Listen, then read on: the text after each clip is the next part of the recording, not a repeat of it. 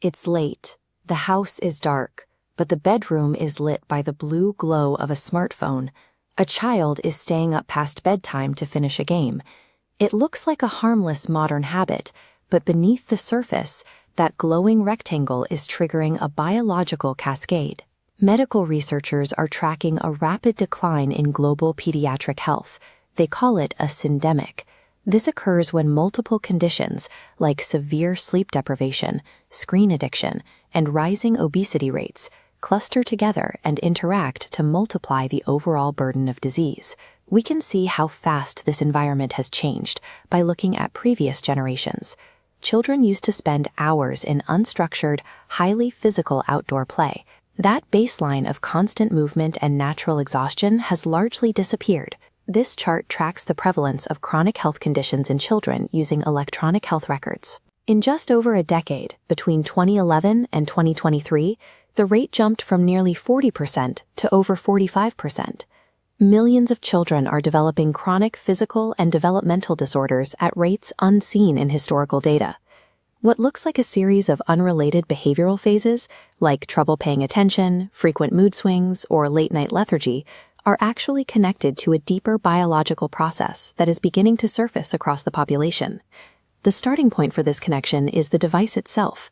Tech companies rely on persuasive design to artificially capture and hold a child's attention, monetizing every minute spent on the platform. For apps aimed at toddlers and young children, these strategies become highly manipulative.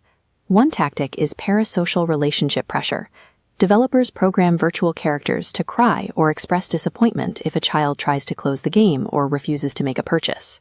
Developers also use fabricated time pressures and navigation constraints. They hide exit buttons behind complex layouts or use artificial countdown timers to create a sense of urgency, trapping the child in a loop of continued play. Tech insiders themselves are raising alarms. They argue that designing platforms to be strictly compulsive conflicts with the fundamental rights and needs of children. The commercial imperative to maximize screen time treats kids as raw material for the attention economy. Inside the brain, these tactics trigger continuous dopamine hits. This rapid reward system entrains attention, but sensory overload impairs impulse control. This artificial loop damages focus and actively displaces rest. The brain stays too stimulated to transition into natural sleep cycles. The tools of the attention economy conflict with the requirements of a developing brain. By turning children into habitual consumers, these platforms strip away the restorative rest their bodies require to function. Once sleep is disrupted, the damage moves from the brain to the body. The immediate physiological consequence of sleep deprivation is a sharp spike in cortisol, the body's primary stress hormone. High cortisol levels alter how the body manages energy. Cells stop responding to insulin, leaving glucose to accumulate in the bloodstream, a precursor to cardiovascular disease. This endocrine disruption also scrambles hunger hormones.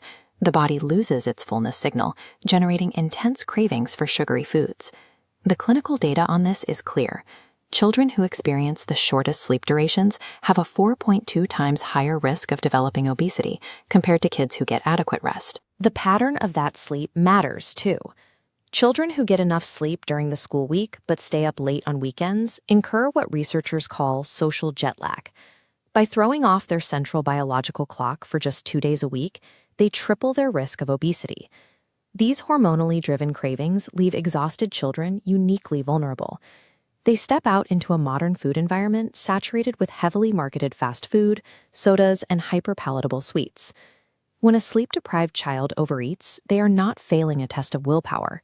Their compromised endocrine systems are reacting exactly as biology dictates, driven by an environment that weaponizes their own hormones against them. The food industry is positioned to capitalize on this biological vulnerability. They produce ultra-processed foods, or UPFs. These are industrially manufactured formulations of cheap starches, added sugars, and synthetic additives, engineered strictly for long shelf lives and corporate profit. This chart breaks down the modern youth diet. In high-income nations, ultra-processed foods now make up over 60% of all calories consumed by children and adolescents. To maintain these consumption levels, transnational food conglomerates use immersive digital marketing. They bypass parents by pushing hyper-targeted advertisements and partnerships directly onto children's mobile devices and laptops. Decades ago, commercial pressure was confined to scheduled television breaks and localized media environments. Today, the marketing is omnipresent, embedded into the interactive spaces where children spend their time. The tech and junk food industries operate as synergistic threats. Screens keep children sedentary and sleep-deprived, which triggers the metabolic cravings that junk food companies satisfy with cheap, processed calories. They have engineered a metabolic decline by turning screen time into feeding time. Despite this, the biological resilience of youth is strong. Caregivers can halt the hormonal and neural damage by establishing strict family media plans that place hard limits on daily screen use.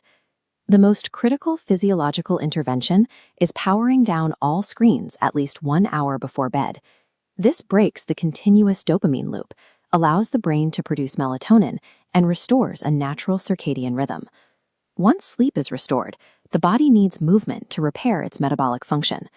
The World Health Organization guidelines state that children and adolescents require a minimum of 60 minutes of moderate to vigorous physical activity every single day. But reaching that goal requires changes to the built environment. As this research shows, implementing school-based policies like daily in-class activity breaks and establishing safe, walkable routes to school are necessary steps to ensure kids get that required daily movement. On a broader scale, global institutions are advocating for policies that actively restrict predatory marketing. Protecting children means regulating how digital platforms and food conglomerates operate in virtual and physical spaces. Reversing this syndemic means recognizing that we cannot leave isolated parents to fight multi-billion-dollar algorithms and food networks alone. It requires a collective societal demand for environments that prioritize a child's biological health over commercial profit.